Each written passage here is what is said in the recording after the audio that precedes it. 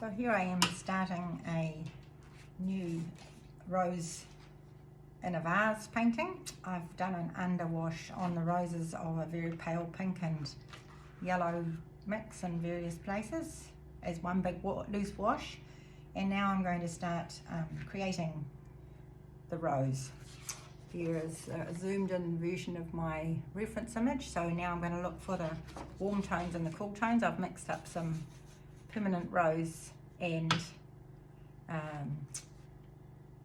potter's pink. I want a little bit of granulation, so I've included potter's pink, which dulls the permanent rose down a little bit.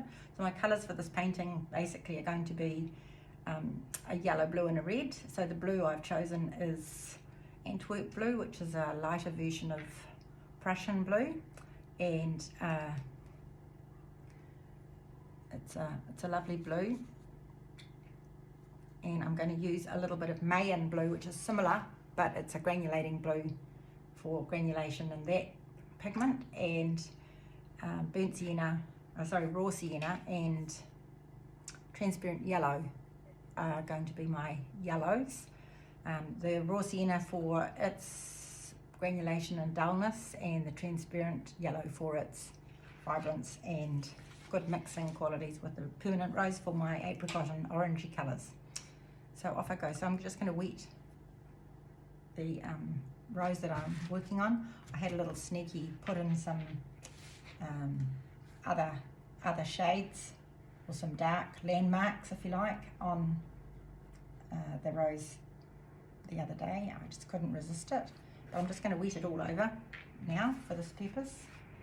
I'm just going to paint one flower at a time at the moment. So I'll wet it all over with a number 30 brush, plenty of water, and I'll just give that a few moments to sink in. Just refer back to my reference image and look where the darks and the lights are. And that's the whole flower wet now.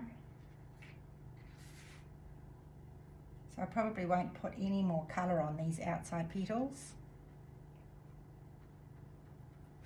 because they are all very transparent in their colour. So I'll just let that water soak in nicely. And then with this is my trusty number 8, but it can be any brush really, I'm going to drop on.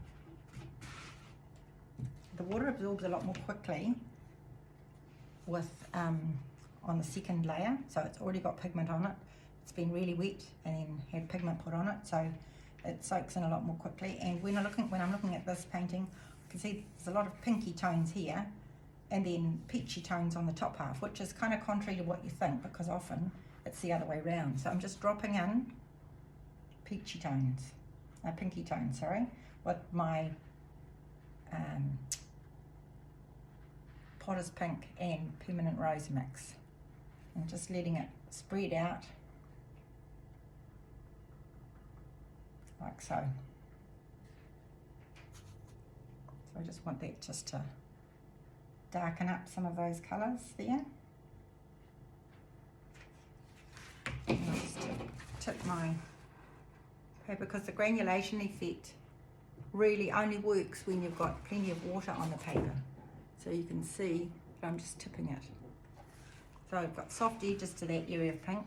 Now I'm going to bring in a little bit of transparent yellow. It's way too bright, and mix it with some of that permanent rose to get a lovely soft peachy colour. And that looks quite bright there. I haven't got my little piece of paper, which I will put for dabbing paints on.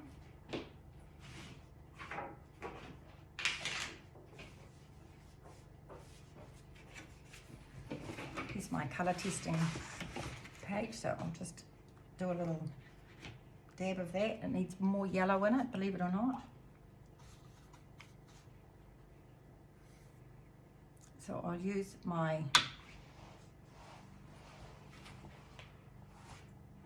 colour isolators to see what colour that really is on my reference image, and it's a pale peachy colour. If I use my colour isolator, It's a pale peachy colour, so I don't want to go too dark. This is all quite a lot darker in there. So, oh, this is looking good. So I'm just going to drop that in there next to that.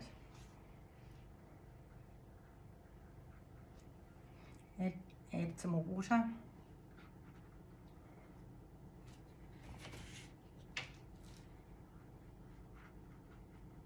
So they just mingle a little bit on the surface.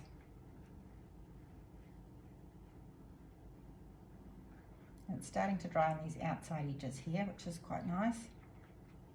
So I can be a little bit more definite with what I'm doing there.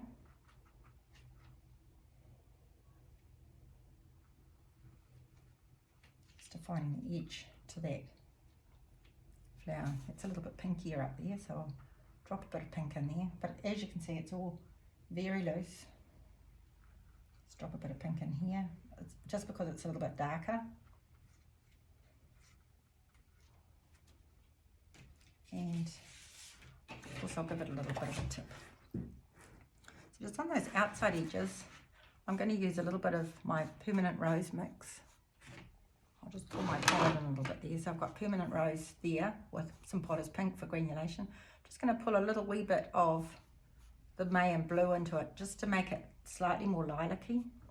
And I'm just going to drop a little bit. I've got sugar light or sugar light, which is a beautiful granulating, glistening kind of a colour, to make a lilac-y colour for those outside petals, because when I look at them in with a colour isolator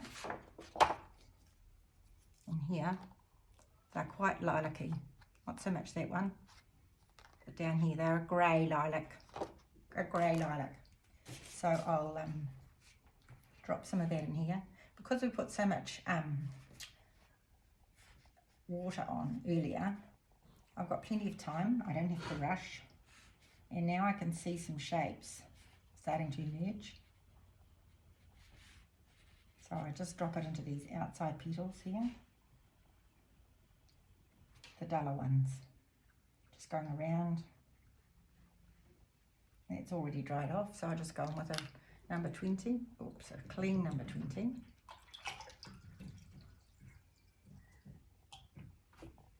And soften those edges off just with a little sweep, not too, just a soft touch, not too wet a brush. And this way I get a nice colour drift. I'll drop some in up there too.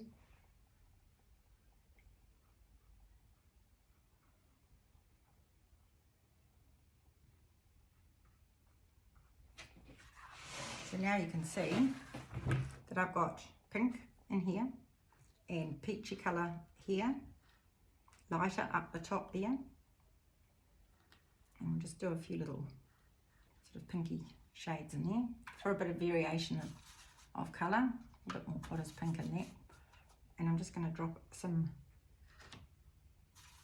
deeper red in a few places where I can see that the petals end here, just to get a bit of movement of tonal value and colour. As it dries, you can just seize the opportunity to put in some defining lines like this.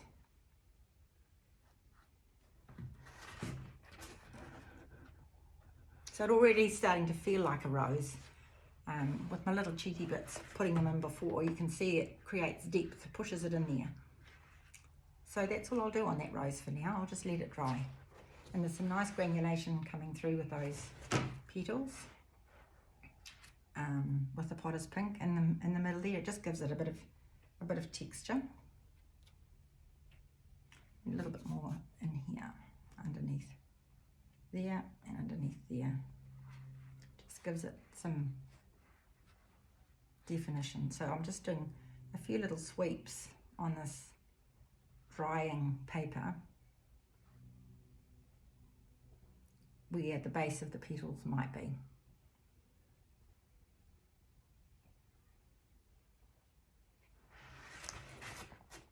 So now we'll move on to the next one.